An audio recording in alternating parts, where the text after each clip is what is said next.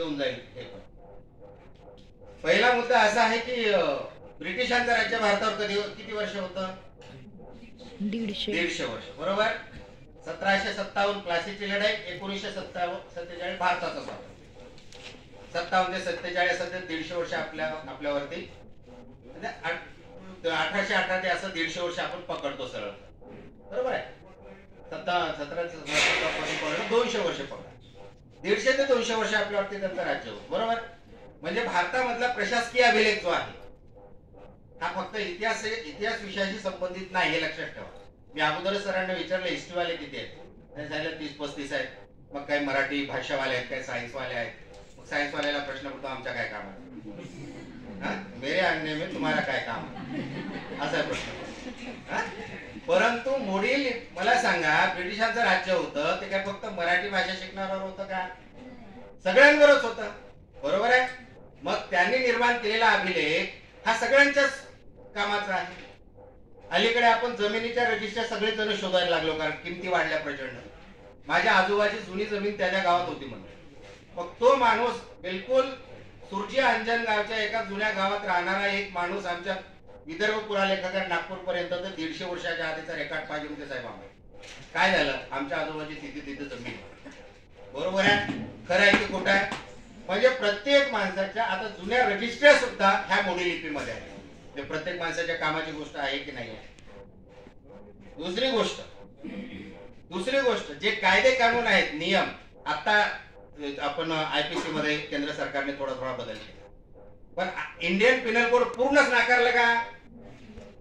त्याच्यामध्ये त्यांनी काय केले, काळाच्या अनुरूप बदलाव व्हायला पाहिजे ते बदल केले, पण आयपीसीचं पूर्ण नावच चेंज केलं बा, किंवा केले असे काही बदलाव, पण पूर्णच्या पूर्ण नाकारला का? नाही. बरोबर आहे.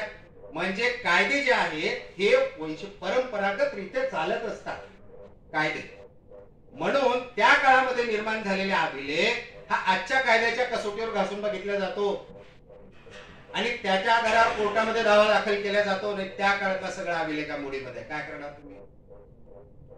आज तुम्हाला गरज पडेल, चला तुमचा पगार चांगला चालू आहे म्हणून ठीक आहे, उद्या मुलाला नोकरी नाही लागली तर ते आपल्या पूर्वजाची प्रॉपर्टी शोधायला जाईल. हकीकत आहे, फॅक्ट आहे. त्याला वेळ असेल, नोकरी नाही म्हटल्यावर वेळ आहे त्याला. मग तो प्रॉपर्टी नाही शोधणार तर काय शोधणार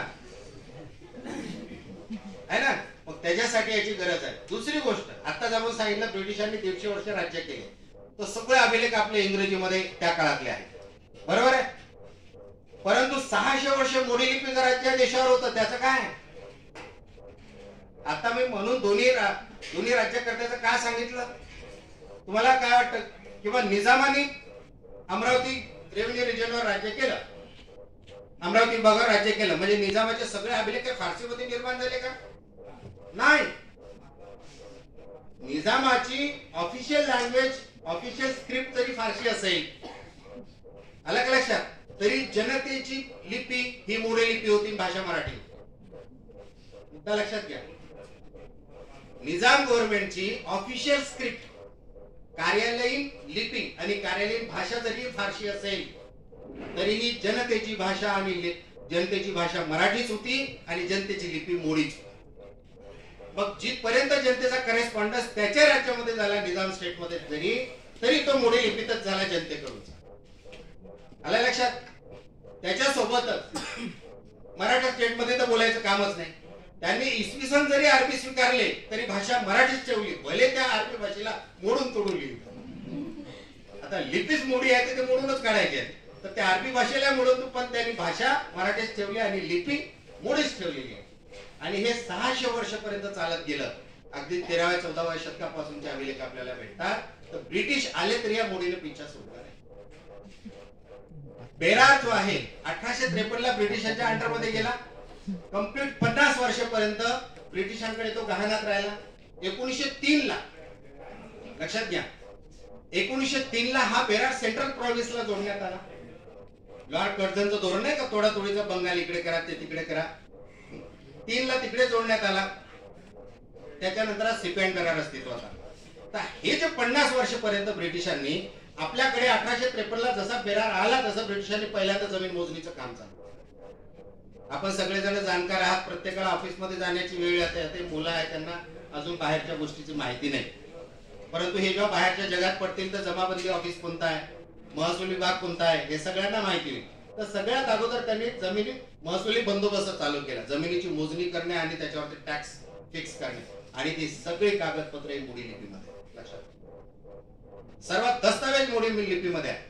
त्या काळचं कोर्टाचं कामकाज जे काही चाललं हे सगळं मोडी लिपीमध्ये आहे. तुम्हाला आजही 150 वर्ष अगोदरचे आम्ही तुम्हाला Amravati district collector, Amravati district कोर्टचे कागदपत्र आजही मोडी लिपीतील दाखवतो. आजच महाले सरांनी थोडंसं शांत राहा. आता पहिल्यांदा महाले सरांनी शिकवताना काय केलं, त्यांनी सरळ अशी लाईन मारली, बरोबर आहे, सरळ अशी रेषा काढली त्यांनी. कोर्टाचे वाइंडर्स कसं लिहितात, बरोबर आहे, सरळ रेषा काढतात, नंतर ते लिहितात. ही पद्धत कुठून आली, ते मोडी लिपी लिहिल्यातून पद्धत आली. म्हणजे जुने कोर्टाचे स्टॅम्प सुद्धा हे मोडी लिपीमध्ये आहे, आणि आताचे स्टॅम्प लिहिताना ते त्याच पद्धतीने लिहितात. म्हणजे व्यक्तिगत जीवनामध्ये सुद्धा, प्रशासकीय जीवनामध्ये सुद्धा, राजकीय जीवनामध्ये सुद्धा आपल्याला प्रत्येक ठिकाणी मोडी लिपीची आपल्याला गरज पडणार आहे. आणि सगळ्यात महत्वाचं म्हणजे 600 वर्षाचा इतिहास मोडी लिपीमध्ये दफन आहे. काय करणार, आपल्याला वाटतं की आपण खूप इतिहास शोधून काढला. माहिती इतिहासकारांनी कुठून इतिहास लिहिला,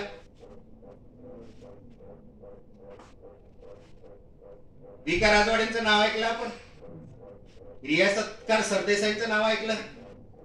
या वी.का. राजवाडे, सेतून माधवराव पगडींचं नाव ऐकलं.